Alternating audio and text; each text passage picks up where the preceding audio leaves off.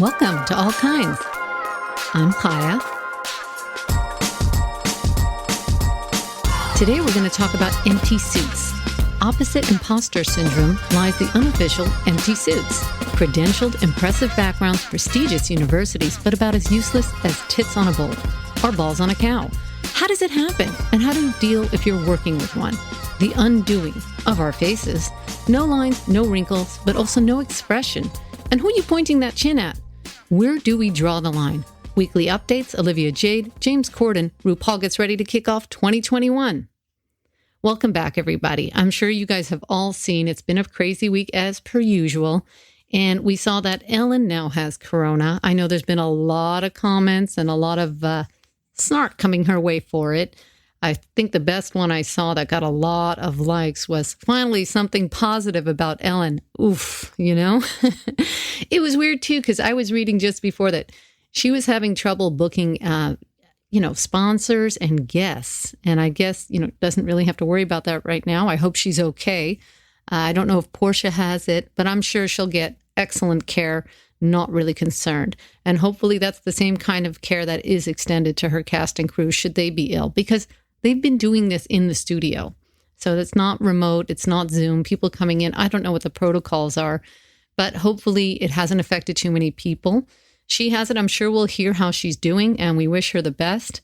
But, she's also got a new house. So I don't know if she is quarantining or what she's doing in the new house. But either way, Ellen can hop on a private jet and go wherever. I'm sure she'll be okay. And of course, we wish everybody healthy and happy, especially during this holiday season. But I don't know if you guys saw, I know we've connected James Cordon to Ellen because everyone thought he'd be replacing her somehow. Well, he's at it again after the disastrous movie Cats, which I didn't see, but I know it was widely panned. He's now playing this super flamboyant character in The Prom. This was a Broadway musical that has actually come to Netflix. I haven't seen it yet, but I've seen a lot of stuff out there criticizing him for quote unquote playing gay face, which I guess is, it's like blackface, but if you're not gay and you're playing a gay character, that's what they call it. The character is someone like this. It's like when you think of Nathan Lane, this character was written around the Broadway actor who is really flamboyant, and that's who he is in real life. So he's taking a lot of crap for it because they're saying even though he's acting the super flamboyant gay character, he also does a terrible job. So they seem to be split along the lines, but it's a big star-studded cast. You've got Kerry Washington, Nicole Kidman, Meryl Streep's in this thing as well. It's supposed to be a heartwarming story about these lesbians who want to go to the prom in some small town. And of course, they're not accepted. So he comes and brings this in. I'm not giving anything away. I haven't even seen it. It's based on a musical and, livens it all up. And hopefully there's a heartwarming ending in the end where they're accepted and they enjoy the prom. That's what I assume this is going to be. And obviously, if Meryl Streep's in it, it's like heavy hitters in terms of actors, right? So him being cast as this person who's like a main character, a lot of people suggested it should have gone to like a Nathan Lane. But I'm like, it's not just Nathan Lane who's out there doing these characters, right? You did have Robin Williams in The Birdcage, which people loved, and he's not gay doing this. And once again, we talked about this last week. These are actors playing roles for sure.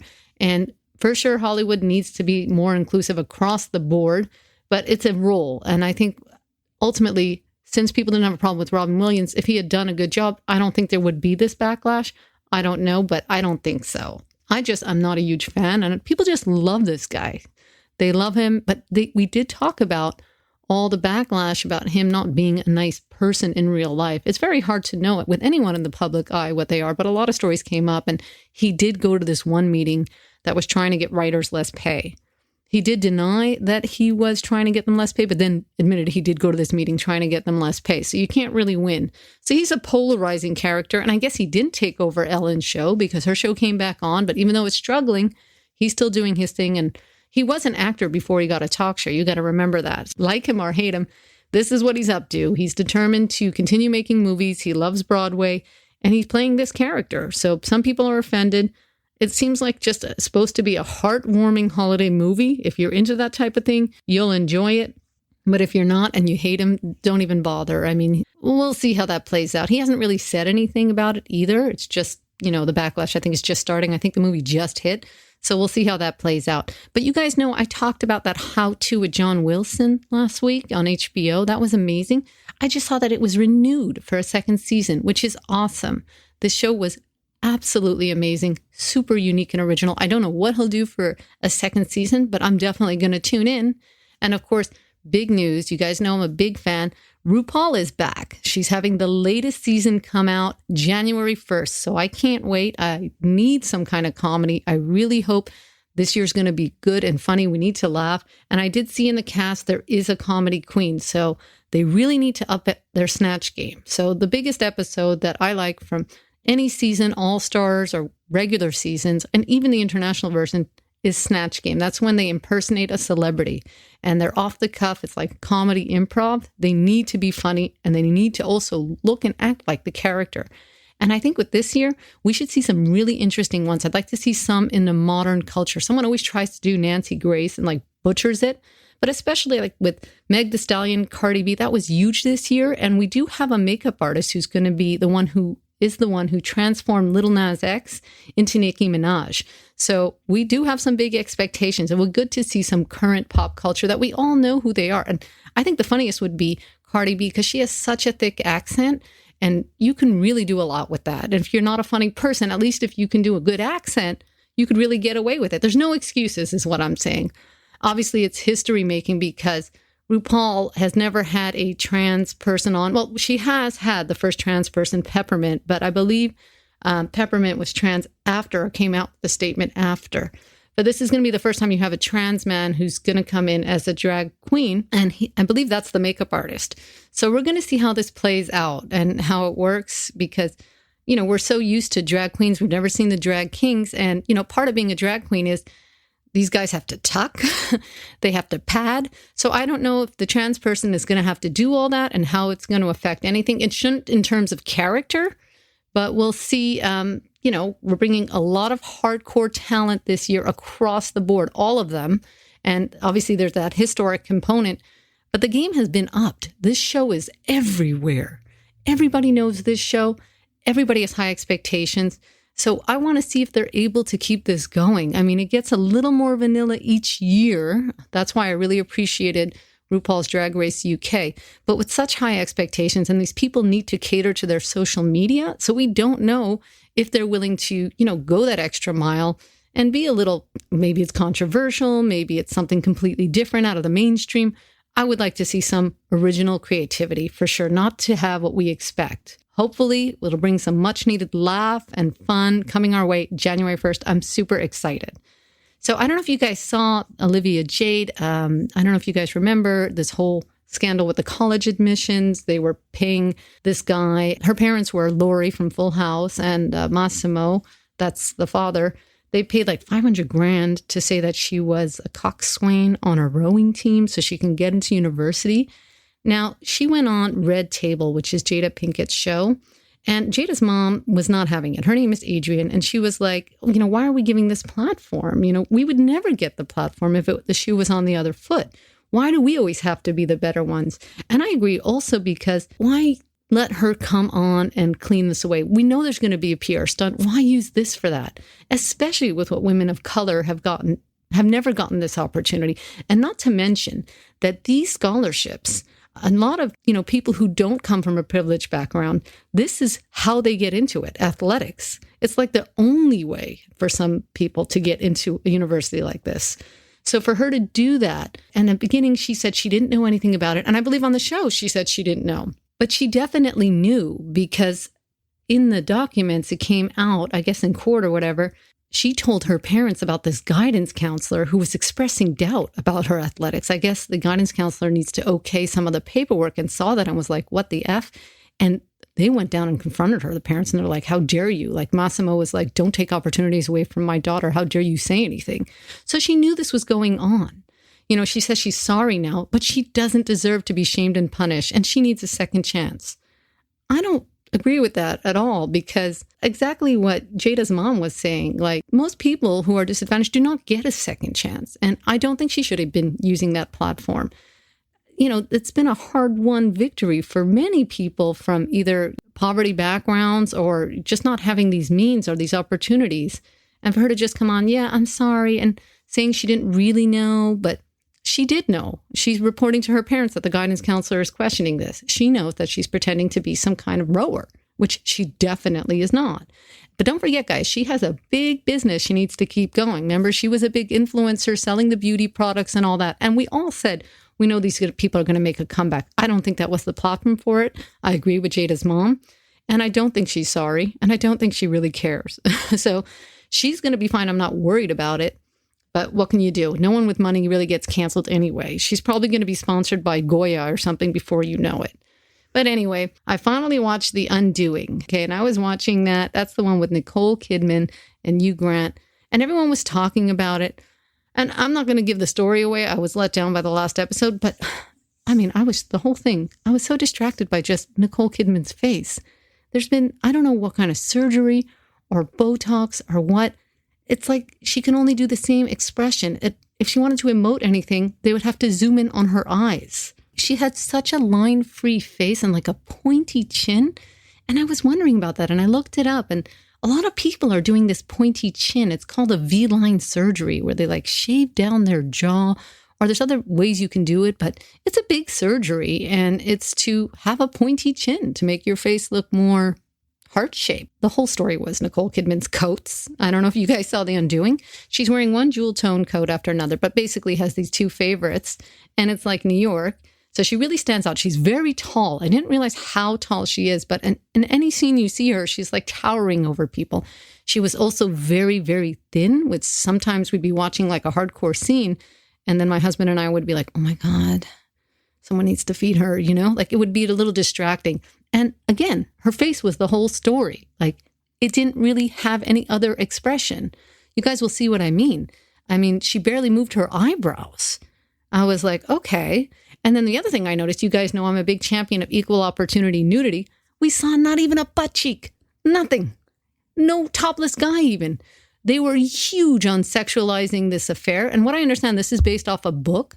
And I'm not giving anything away by saying that the husband has an affair.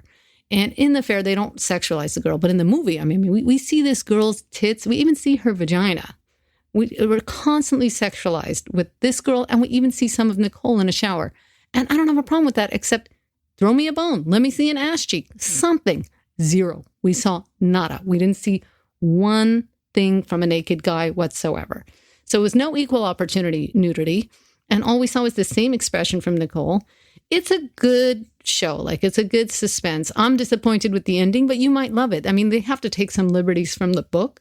I never read the book, but afterwards I was like, well, I had some holes. I'm a big crime mystery person.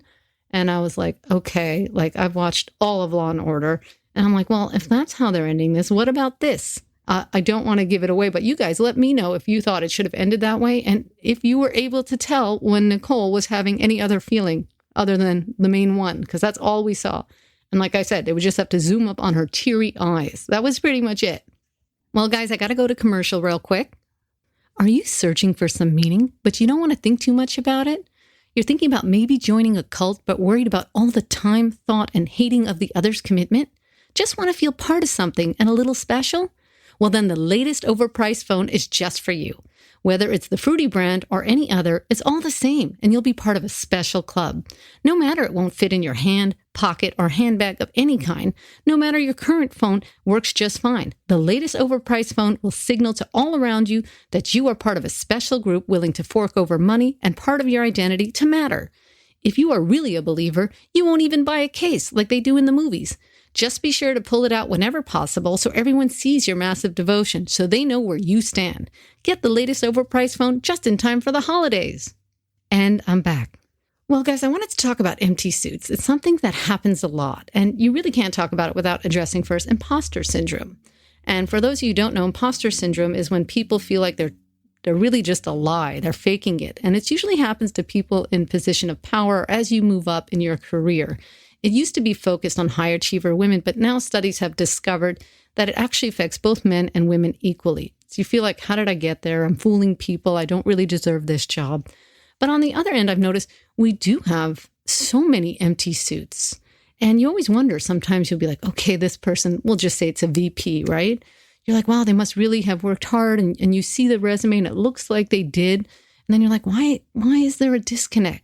Sometimes people get their positions based on family connections. Like if they haven't earned it, I'm saying you can also earn it with all these things, but sometimes you can have an empty suit that just got there due to family connections, or they got lucky, they were in the right place, the right time. And some just do it on the backs of others. They're pretty cutthroat.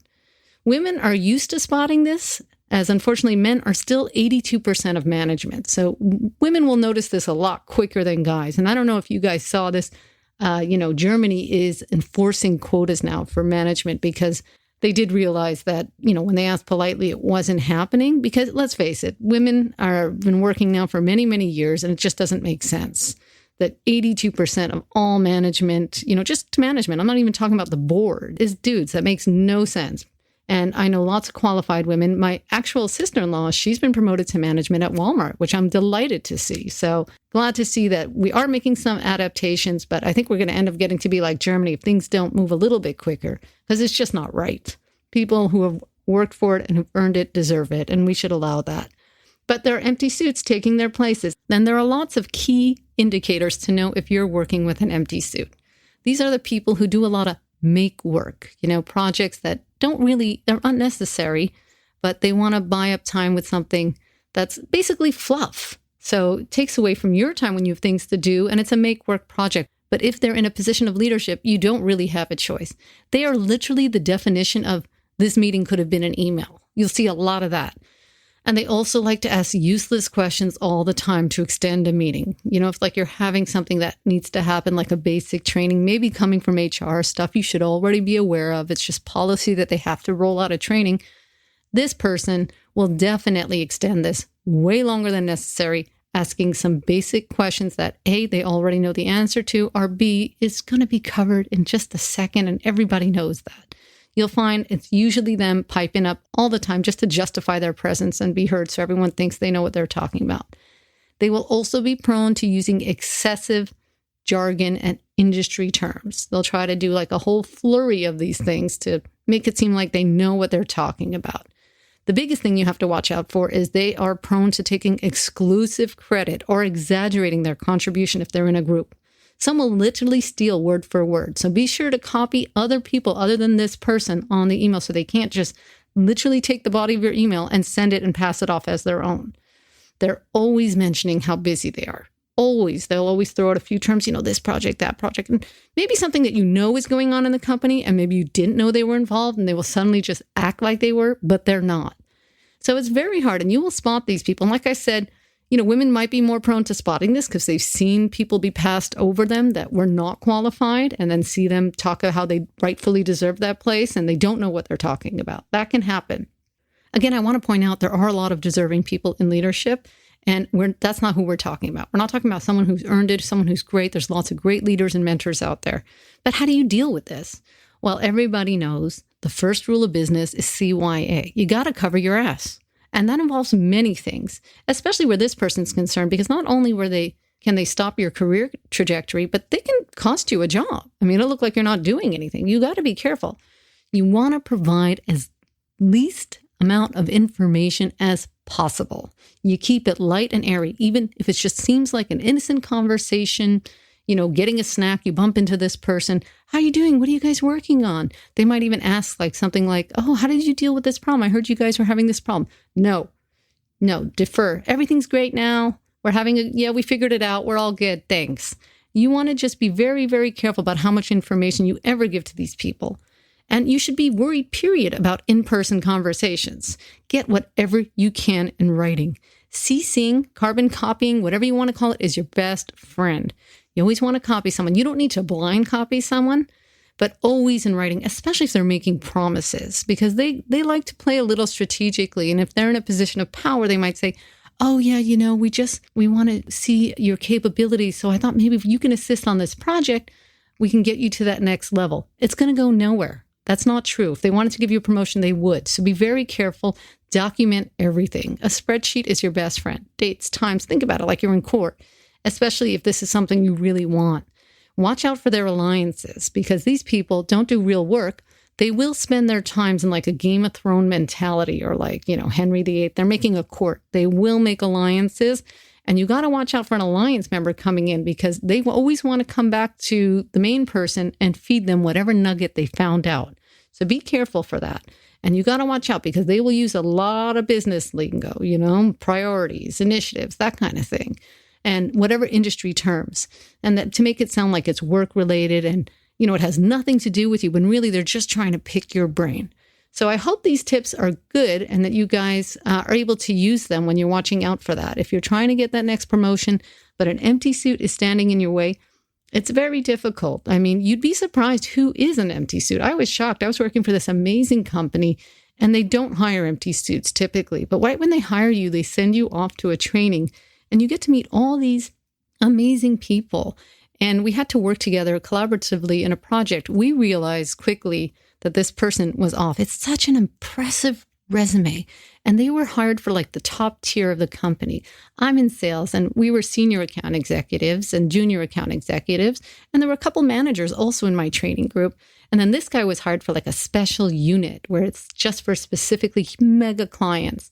And he had such a big background. I think he was in his 50s, but he was a total empty suit and he totally got by all the interviews and everything like that. Because empty suit people can be very charismatic. Like I said, they can be very political and charismatic. Because they don't want to do the actual work, they'll play the war games instead to build up those alliances, to just charm people so they can get ahead. So this person, we'd have to work on these collaborative projects, was never around. But when it was time to do the presentation, poof, there he is. Added nothing to the actual work. But what really shocked me was, and I'll give a shout out to the company, people don't realize when we go to that training there that the training is, it's important for sure. But what's more important for the company is that's their final interview. We didn't know that. We thought we were all hired. They're monitoring your behavior. They literally are checking things like they want to put you in a situation where you mess up. So they want to see how quickly you recover. They call that clock speed. And, how do you work with people? How do you collaborate? And that's a big part of the undisclosed last interview. When you think you've been hired and you're at the training. And we were shocked to discover before we ended it, they fired this guy. We were like, what? They're like, yeah, our trainer had to pull us aside and tell us. I mean, this guy, because we were working groups of 4. And I was shocked to see that, but good for them spotting the empty suit. I mean, we figured, yeah, okay, this guy's an empty suit, but there was nothing we can do about it. And we're not going to be having to work with him once the training was over. Like the guy was working in a different state, but very shocking. But they were looking for all these things to see who's an empty suit and who's not. And it is difficult. I mean, that was the end of 2 weeks of intense training and they spotted it. But they'd also been through interviews. They might have been suspicious. They could have been flagged. Maybe he grossly overstated his achievements and contributions. That could have been it. But either way, you got to watch out for them and you got to make sure that you're doing your best to cover your ass. So with that, if you guys like what you hear, don't forget to check us out weekly on iTunes or on your preferred platform. Please give us a rating and subscribe to the show. Give us the stars you think we deserve. You can check out the website at allkindspodcast.com. You can also hit us up on Twitter at allkindsweekly or on Instagram at allkindspodcast. I look forward to hearing from you and maybe I can discuss it on our next show. Thanks for listening.